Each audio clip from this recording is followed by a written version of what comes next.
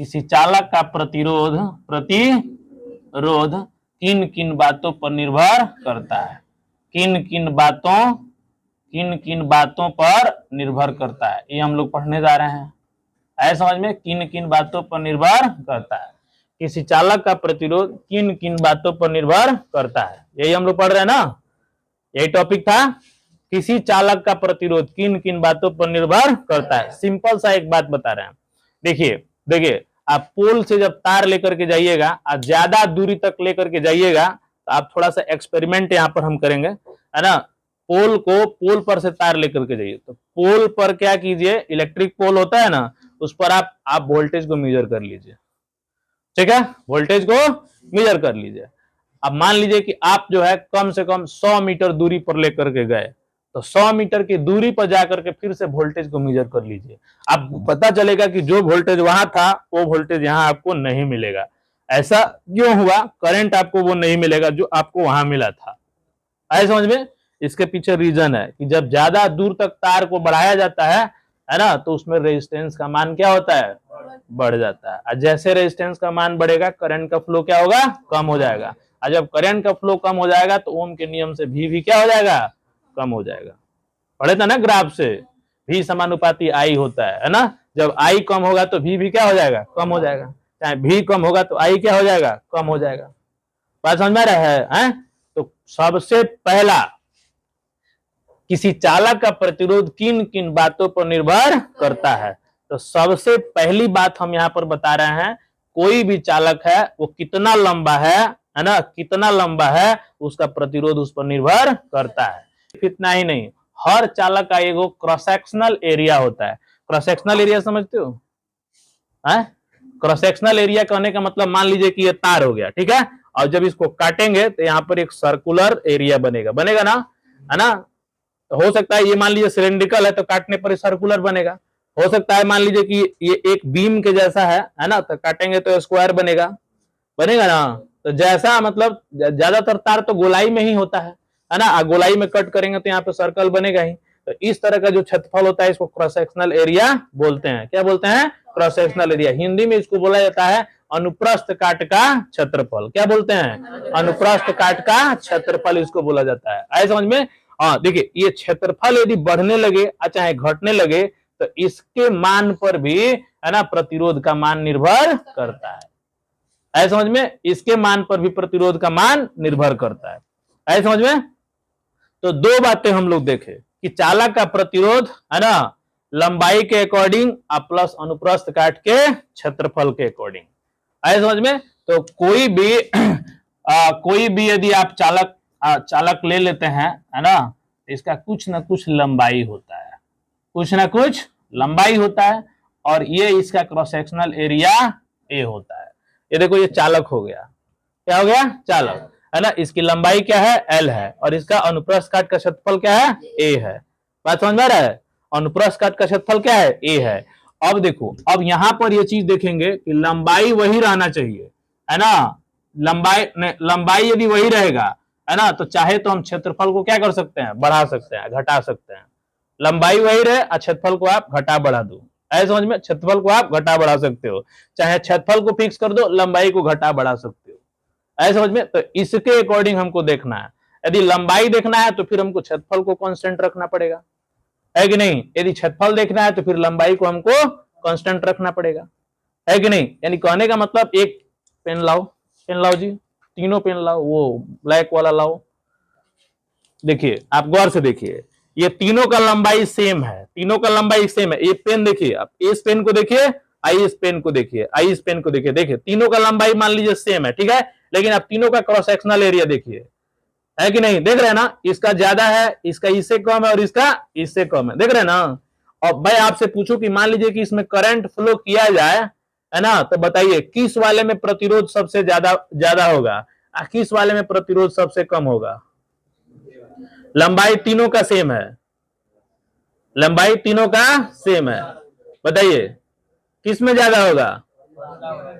पतले वाले में क्रॉस सेक्शनल एरिया क्या है? कम है। इसमें क्रॉस सेक्शनल एरिया क्या है? ज्यादा है ना। नहीं, इससे ज्यादा है। इसमें क्या है? सबसे ज्यादा है। तो क्या आपको लग रहा है कि इसमें फ्लो होगा? हाँ, कि मोटे वाले में फ्लो होगा? मोटे वाले में फ्लो होगा।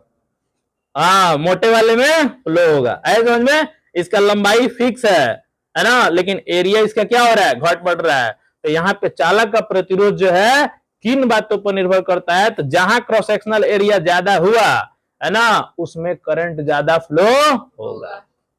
ऐसे समझ में, उसमें करंट ज्यादा फ्लो होगा। इसके हिसाब से देखा जाए ना, तो इसमें प्रतिरोध कम हो गया, इसमें प्रतिरोध ज्यादा है, इसमें प्रतिरोध ज्यादा है।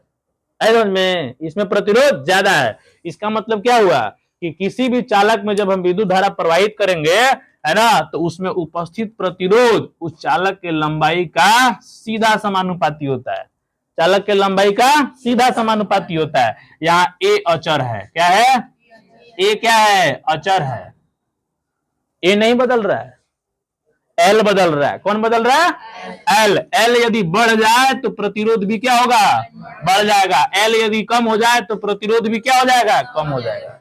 तो चालक किन किन बातों पर निर्भर करता है? तो इसमें किसी चालक का प्रतिरोध उसके लंबाई पर निर्भर करता है। जैसे जैसे लंबाई पर कैसे निर्भर करता है? तो किसी चालक का प्रतिरोध, है ना, चालक का प्रतिरोध उस चालक के लंबाई का सीधा समानुपाती होता है। देखो, सीधा समानुपाती होने का मतलब क्या हुआ? जैसे मार्केट में जाओगे किताब खरीदने के लिए, तो एक किताब खरीदे तो मान लो एक किताब खरीदे तो 100 रुपए का पड़ा। कितना का? 100 रुपए का, है ना। तो 2 किताब खरीदोगे तो कितने का पड़ेगा? 200। आप क्या देख रहे हो? किताब का दाम बढ़ रहा है, किताब का दाम बढ़। इसको कहते हैं सीधा समानुपाती। क्या कहते हैं? सीधा समानुपाती, यानी समान अनुपात में बढ़ना। क्या कहते हैं इसको? समान अनुपात में बढ़ना कहते हैं। वैसे ही यहाँ पर है, किसी चालक का प्रतिरोध उसके लंबाई का सीधा समानुपाती होता है। इसका मतलब ये हुआ कि जैसे जैसे लंबाई बढ़ेगा, है ना, वैसे वैसे चालक का प्रतिरोध बढ़ता जाएगा। ऐसे समझ में, तो किसी चालक का प्रतिरोध उसके लंबाई का सीधा समानुपाती होता है, सीधा समानुपाती होता है। लेकिन वही यदि क्रॉस सेक्शनल एरिया की बात करें तो किसी चालक का प्रतिरोध, है ना, चालक का प्रतिरोध उसके अनुप्रस्थ काट के क्षेत्रफल का, अनुप्रस्थ काट के क्षेत्रफल का व्युत्क्रमानुपाती होता है। देखो, व्युत्क्रमानुपाती होता है। यहाँ पे बोलो अचर कौन है? एल। कौन अचर है? एल अचर है ना। और देखो, एल भी अचर है, साथ साथ हम ताप को भी अचर रखे हैं, ताप को भी अचर रखे हैं। क्या किसको अचर रखे हैं? ताप को भी अचर रखे हैं। तो यहाँ पे गौर से देखिए, यदि एरिया को बढ़ाया जाए, एरिया को बढ़ाया जाए, आप गौर से देखिए, यदि 1/, में नीचे का वैल्यू जितना ज्यादा होगा उतना ही इसकी वैल्यू क्या होगी? कम होगी। है समझ में? तो यहाँ पर अनुप्रस्थ काट के क्षेत्रफल को यदि बढ़ा दें, क्या करें? बढ़ा दें, तो बोलो इसका प्रतिरोध क्या हो जाएगा? कम हो जाएगा। तो अब बताओ, किसमें करंट ज्यादा, मोटका में कि पतरका में?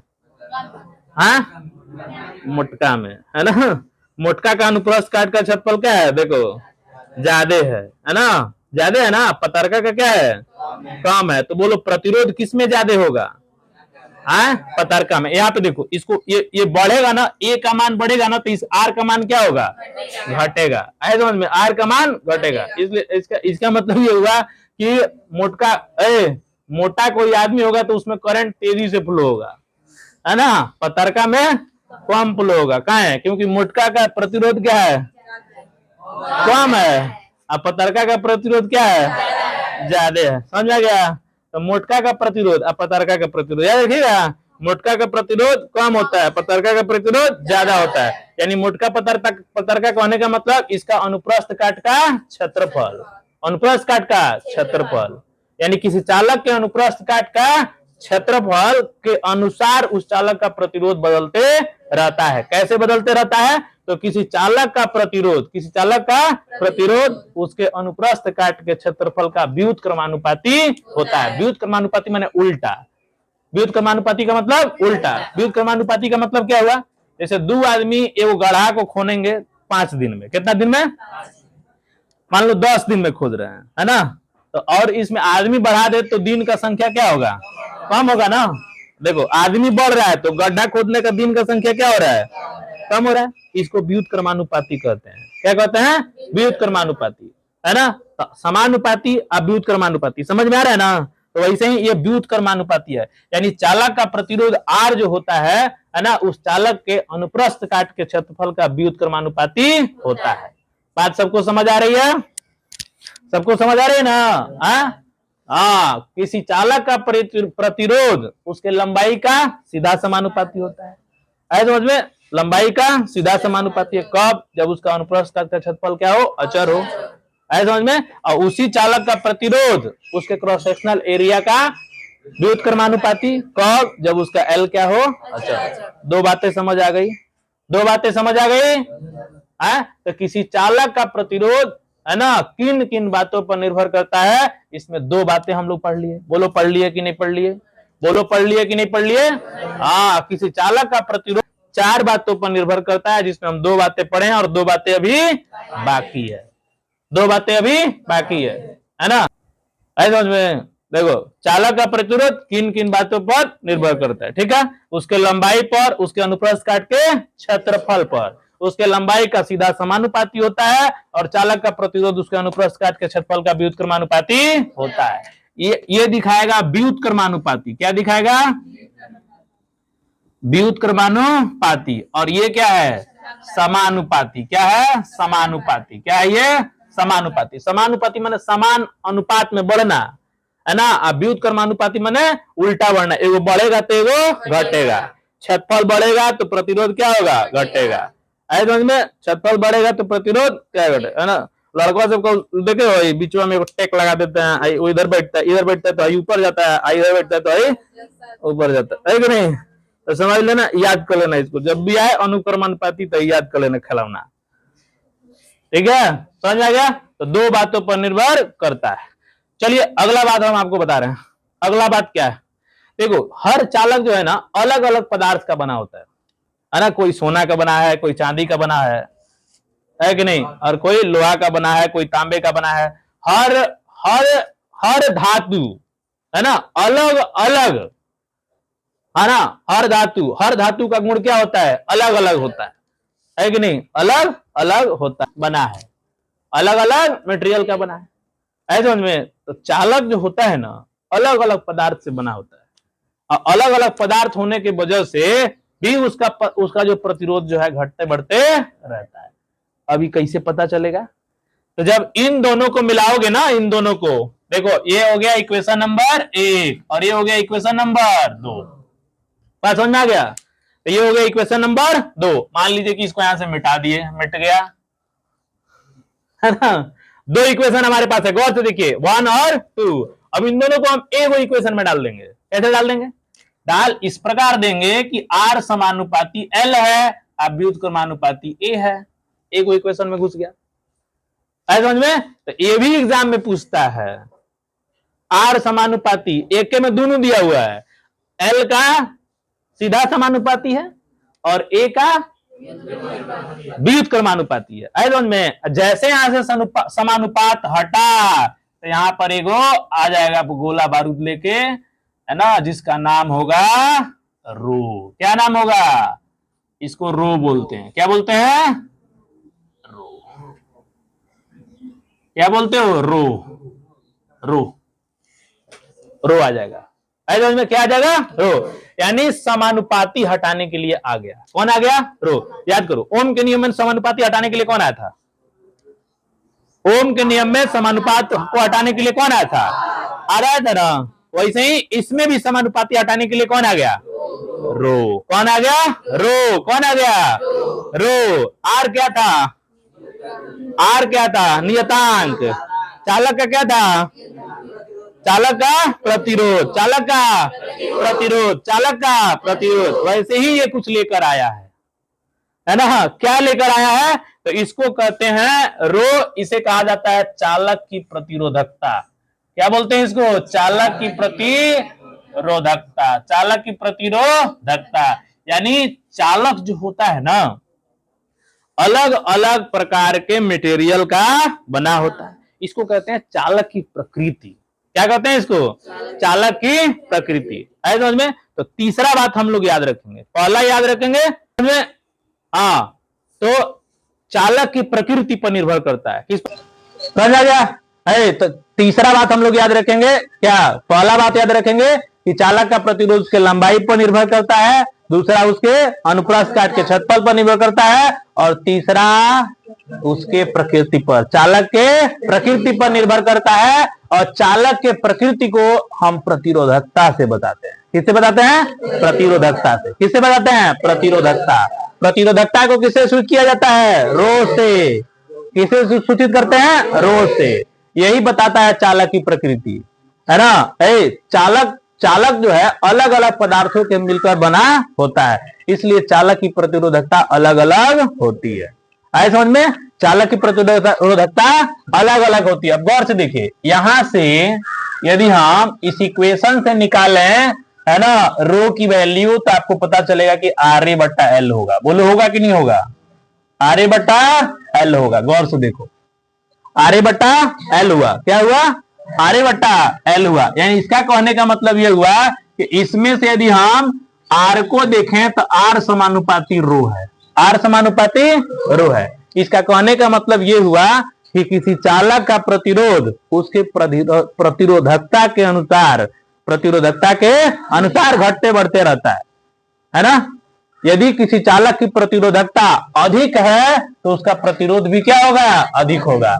यदि किसी चालक का प्रतिरोधकता कम है तो उसका प्रतिरोध भी क्या होगा? कम होगा। तो तीसरी बात समझ आ गई। और चौथा करता है उसके ताप पर। उसके ताप पर आपने देखा होगा, तार जब जल जाता है ना तो उसको फेंक देते हैं। तो जलने का मतलब क्या हुआ? जलने का मतलब ये होगा कि जब वो ज्यादा गर्म होता है ना तो उसकी प्रतिरोधकता क्या हो जाती है? बढ़ जाती है। प्रतिरोधकता बढ़ जाती है। इतनी प्रतिरोधकता बढ़ जाती है कि उस तार की चालकता क्या हो जाती है? खत्म हो जाती है। उस तार की चालकता खत्म हो जाती है। तो चौथा पॉइंट आप लोग याद रखिएगा कि किसी चालक का प्रतिरोध उसके ताप पर निर्भर करता है। उसके ताप पर निर्भर करता है। किसी चालक का प्रतिरोध उसके ताप पर निर्भर करता है। किस पर निर्भर करता है? ताप पर। टेम्परेचर पर निर्भर करता है, कितना गर्म है कितना ठंडा है, टेम्परेचर पर निर्भर करता है ना। तो आपको ये बात जानकारी होना चाहिए कि चालक में भी चालक होता है, कुचालक होता है, सुचालक होता है, और एक क्या होता है जिसको अर्धचालक बोलते हैं। क्या? अर्धचालक। अर्धचालक की खास बात क्या है? अर्धचालक की खास बात क्या है? सिंपल सा एग्जांपल आप सोलर प्लेट का ले लीजिए। किसका? सोलर प्लेट का। सोलर पैनल जो होता है ना, जो सूर्य की रोशनी से क्या करता है? वो सूर्य की रोशनी को विद्युत ऊर्जा में बदल देता है ना। ये हम लोग अभी पिछले क्लास में पढ़े और आप लोग जानते नहीं इस चीज को। तो उसमें क्या होता है? एक जो है अर्धचालक लगा रहता है। सिलिकॉन क्या है? अर्धचालक है। ऐसे समझ में, जब उस पर सूर्य का प्रकाश पड़ता है ना, देखो टेम्परेचर बढ़ रहा है ना। टेम्परेचर बढ़ रहा है तो अर्धचालक की चालकता क्या होती है? बढ़ जाती है। अर्धचालक की चालकता बढ़ जाती है। लेकिन धातुओं की चालकता क्या होती है? घट जाती है।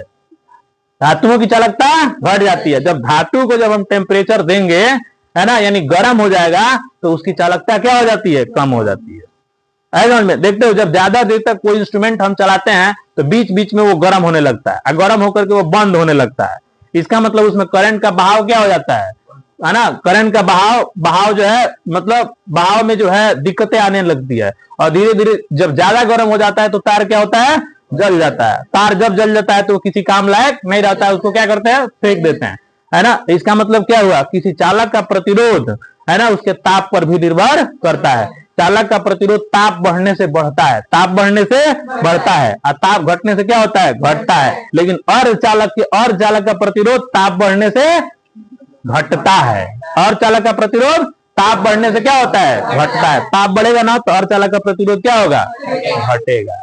अर्धचालक का प्रतिरोध घटेगा। बात सबको समझ आ रही है? तो हम पढ़ रहे हैं चालक का प्रतिरोध किन किन बातों पर निर्भर करता है। पहला, चालक के लंबाई पर, दूसरा चालक के अनुप्रस्थ काट क्षेत्रफल पर, तीसरा चालक के प्रकृति पर, और चौथा चालक के ताप पर। चालक के ताप पर, चालक के ताप पर। आज एग्जाम में लिखा जाएगा ना, चालक का प्रतिरोध किन किन बातों पर निर्भर करता है। सूत्र की भी व्याख्या करें, है ना।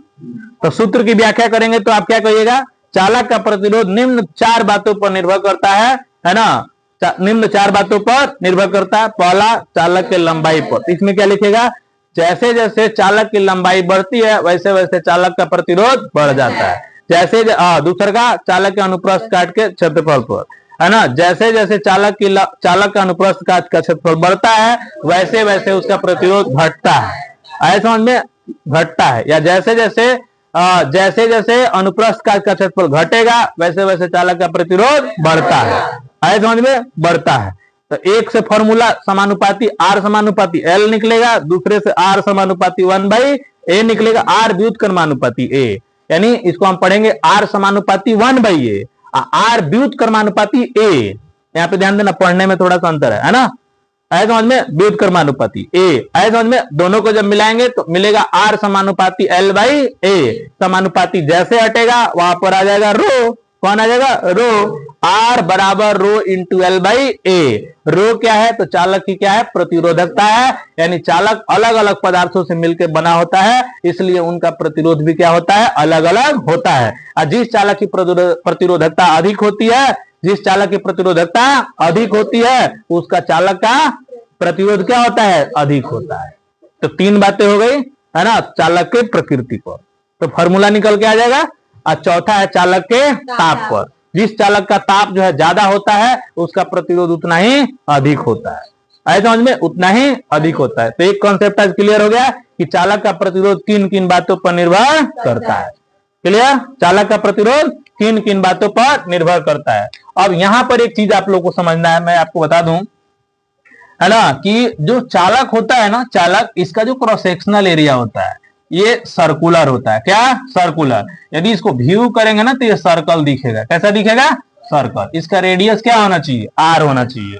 R होना चाहिए ना। तो मैथ में हम लोग पढ़वे किए हैं, है ना। आपको याद होगा कि मैं आपको बार बार फोकस कर रहा था कि इसका क्षेत्रफल का फॉर्मूला πr² तो लिखेंगे ही, और साथ साथ πd²/4 भी लिखेंगे। लिखेंगे ना?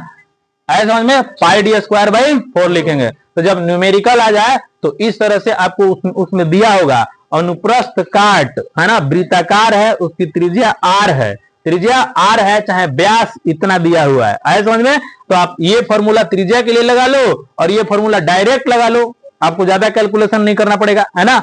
डायरेक्ट लगा लो, इससे इसका क्रॉस सेक्शनल एरिया क्या हो जाएगा? निकल जाएगा। तो इससे हम पता कर सकते हैं अनुप्रस्थ काट का क्षेत्रफल। अनुप्रस्थ काट का क्षेत्रफल कितना है ये पता कर सकते हैं। और जैसे जैसे जो जो पूछ रहा है आप इक्वेशन में भर दीजिए और उसका आंसर निकाल दीजिए।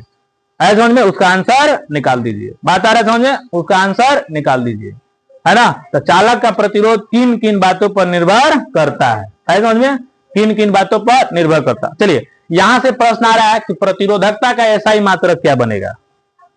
प्रतिरोध का ऐसा ही मात्रक ओम। पढ़ लिया है ना? प्रतिरोध का ऐसा ही मात्रक ओम। लेकिन पूछा जाए कि प्रतिरोधकता का ऐसा ही मात्रक बताओ, वैसा ही मात्रक थोड़े है, तो चिन्हा है ना। में कलछुल से दाग दिया गया ना, इसीलिए इसका चिन्हा इसे हो गया है। बात कर ध्यान है ना। तो ये इसका क्या है? ये इसका संकेत है। ऐसा ही मात्रक क्या है ये निकालना है।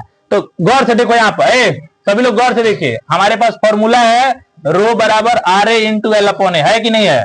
यहाँ पे गौर से देखो, यहाँ पर है। तो ये बताओ कि R का प्रतिरोध क्या बनेगा? ओम बनेगा। और A का प्रतिरोध मीटर स्क्वायर, और L क्या बनेगा? मीटर। मीटर से मीटर गए हो, बोलो क्या बने हो? ओम मीटर। क्या बन गया? ओम मीटर। क्या बन गया? ओम मीटर बन गया। ओम मीटर क्या बन गया? ओम मीटर। समझ रहा है? क्या बन गया? ओम मीटर। तो बोलो प्रतिरोधकता का सही मात्रक ओम मीटर। प्रतिरोधकता का सही मात्रक ओम मीटर। प्रतिरोधकता का सही मात्रक ओम मीटर। सबको समझ आ गया? हाँ, प्रतिरोध का सही मात्रक ओम। जहां प्रतिरोधकता का पूछेगा उसमें लंबाई से गुणा कर देंगे, यानी मीटर। तो क्या बन जाएगा? ओम मीटर। तो किसी चालक की प्रतिरोधकता का ऐसा मात्रक क्या होता है? ओम मीटर होता है। ओम क्या है? तो प्रतिरोध का मात्रक है। मीटर क्या है? तो लंबाई का मात्रक है। तो ओम मीटर कहलाता है। क्या कहलाता है? ओम मीटर। समझ आ गया? चलिए, आज के लिए इतना ही।